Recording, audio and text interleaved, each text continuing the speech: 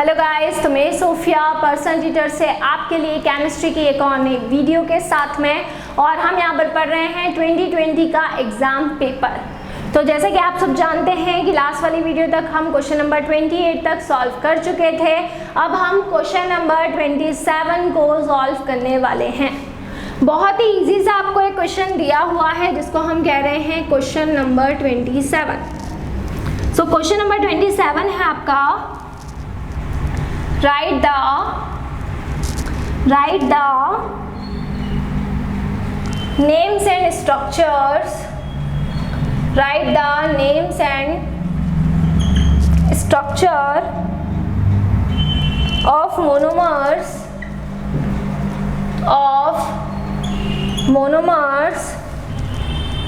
in the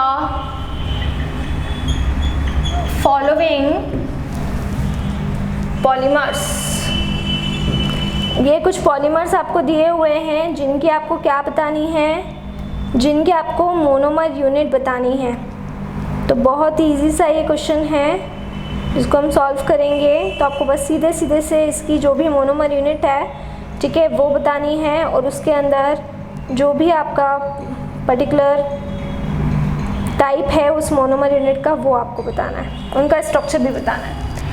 तो पहला आपको दिया हुआ है बच्चों, पहला आपको दिया हुआ है बेकेलाइट। सबसे पहले पॉलीमर्स आप सब जानते हैं जो लार्ज यूनिट होते हैं और छोटी छोटी स्मॉल यूनिट से मिलकर बनते हैं, जिनको हम क्या बोलते हैं, उन छोटी छोटी स्मॉल यूनिट्स को हम क्या बोलते हैं, मोनोमर यूनिट कहते हैं। तो पॉलीमर एक तरह के लार्ज मॉलिक्यूल्स हैं जो स्मॉल यूनिट्स के कॉम्बिनेशन से बनते हैं, जिनको हम क्या कहते हैं, मोनोमर यूनिट कहते हैं। अब बेकेलाइट जो है, बेकेलाइट के अंदर जिस मोनोमर यूनिट का यूज़ होता है वो होता है आपका phenol plus formaldehyde, phenol plus formaldehyde. Phenol का फॉर्मूला क्या होता है? फिनॉल का फॉर्मूला होता है C6H5OH। ये होता है फिनॉल। बेंजीन रिंग, और बेंजीन रिंग के ऊपर जब हम एक OH लगा देते हैं तो ये फिनॉल बन जाता है। फॉर्मल्डिहाइड होता है HCHO। अगर इसके स्ट्रक्चर की बात करें तो एक्सपांड स्ट्रक्चर ये हो जाएगा।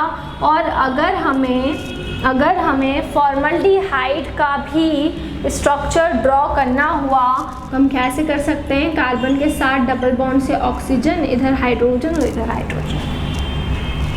ठीक है, ये फर्स्ट वाले का आपका आंसर हो जाएगा। सेकंड वाला पॉलीमर हम देख लेते हैं। सेकंड वाला पॉलीमर आपका था नियोप्रीन।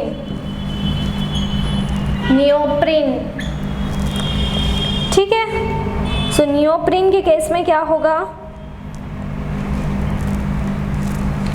देखिए, क्लोरोप्रीन, इसकी मोनोमर यूनिट हो जाएगी क्लोरोप्रीन, और फॉर्मूला क्या होगा? CH2 double bond CCl single bond CH double bond CH2। ये क्लोरोप्रीन का फॉर्मूला हो जाएगा। तो CH2 डबल बॉन्ड C ऊपर Cl, CH double bond CH2। तो बेकेलाइट और नियोप्रीन, बेकेलाइट में फिनॉल एंड फॉर्मल्डिहाइड और नियोप्रीन में होता है क्लोरोप्रीन। चलिए, इसके बाद में हम यहाँ पर अगला क्वेश्चन देख लेते हैं। हमारा क्वेश्चन नंबर 26 भी हम देख ही लेते हैं क्योंकि बहुत छोटा सा क्वेश्चन था, तो क्वेश्चन नंबर 26 भी देख लेते हैं। व्हाट हैपेंड व्हेन, क्या होता है जब propanone is treated with, propanone is treated with, propanone की रिएक्शन हम किसके साथ में करवाते हैं? मिथाइल मैग्नीशियम आयोडाइड के साथ में, एंड देन हाइड्रोलाइज्ड, और उसके बाद में हम उसको क्या कर देंगे? हाइड्रोलाइज कर देंगे। तो प्रोपेनॉन का फॉर्मूला क्या होता है? 1 2 3 ये हो जाता है आपका प्रोपेनॉन।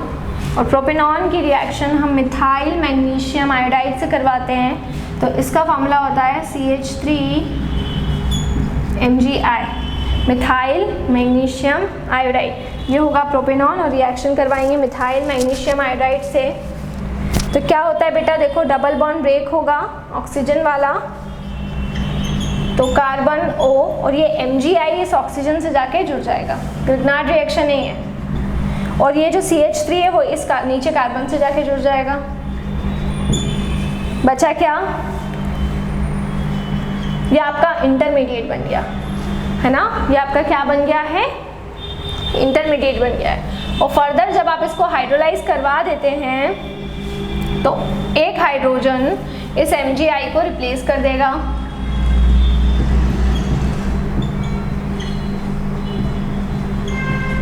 तो ये आपका बन जाएगा, क्या बन गया ये 2, इसका नाम क्या होगा, इसका नाम होगा tertiary butyl alcohol, tertiary butyl alcohol. ठीक है, अब सेकंड क्वेश्चन क्या था वो भी देख लेते हैं फटाफट, उसको भी सॉल्व कर लें। तो सेकंड क्वेश्चन की हम बात कर रहे थे। सेकंड क्वेश्चन है बेंजीन इज ट्रीटेड विद, इसको मैं ऊपर से रफ कर देती हूँ।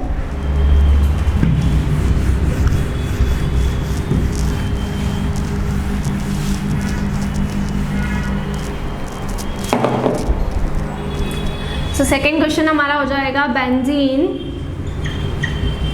is treated with, benzene is treated with CH3COCl in the presence of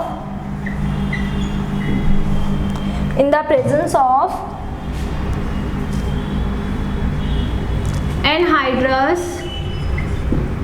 AlCl3। हाँ, तो ये तो बहुत इजी सी रिएक्शन है। बेंजीन क्या होता है, C6H6, रिएक्शन किसके साथ में होगी, CH3COCl के साथ में, किसकी प्रेजेंस में, AlCl3 की प्रेजेंस में। तो COCH3 जाके जुड़ जाएगा, तो ये बन गया C6H5COCH3 और प्लस होके HCl निकल गया, इसको हम कहेंगे एसिटोफिनॉन। तो ये हमारा बन जाएगा एसिटोफिनॉन। तो यहाँ पे जो फॉर्मेशन हुआ वो किसका हुआ, यहाँ पे जो फॉर्मेशन हुआ है वो एसिटोफिनॉन का फॉर्मेशन हुआ है।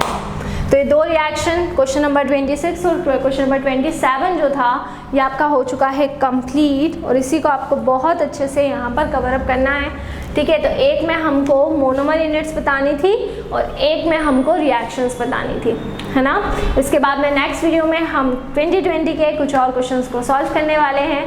सो इसी तरह से जुड़े रहिए हमारे साथ में, वीडियोस को लाइक करते रहिए, चैनल को सब्सक्राइब करना ना भूलें।